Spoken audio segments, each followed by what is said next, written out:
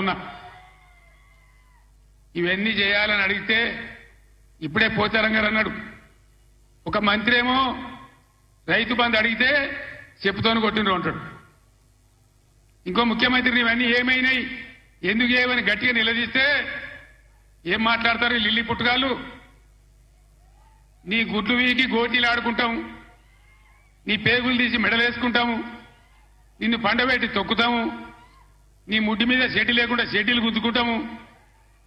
ఇదేనా 10 ఏళ్లలో నేను ముఖ్యమంత్రి ఉన్నప్పుడు ఒక్కసారి ఇటువంటి మాట విన్నారా? ఇంత అగౌరవంగా మాట్లాడినామా? ఇంత అన్యాయం మీ కళ్ళ ముందనే జరగాలనా? దయచేసి ఆలోచన చేయాలి.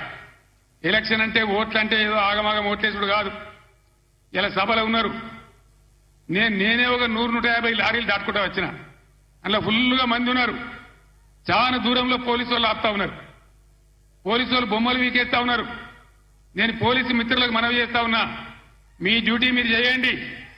10 ఏళ్ళు మేము కూడా గవర్నమెంట్ ఉన్నాం. అమాయకులను బెదిరియడం, కొట్టడం, బీఆర్ఎస్ ఫ్లెక్సీలు బికేయడం ఇదా మీ పోలీస్ డ్యూటీ? ఇలా మేము కూడా లెక్క పెడతా ఉన్నాం.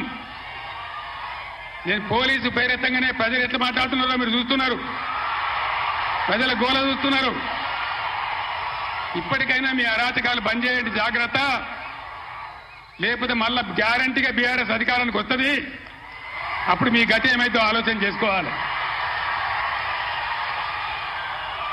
10 ఏళ్ళు మేము ఉన్నామే, 10 ఏళ్ళు నేను ముఖ్యమంత్రిగా ఉన్నానే, ఒక్కరోజన్నా మేము ఈ దౌర్జన్యం చేసినామా? ఎవరినైనా వేధించినామా? మరి ఎందుకు మీరు ఇలా మితిమీరిన పనులు చేస్తా ఉన్నారు పోలీసులు? దయచేసి మానుకోండి పోలీస్ సోదరులారా, మేమన్నీ రికార్డు చేస్తా ఉన్నాం.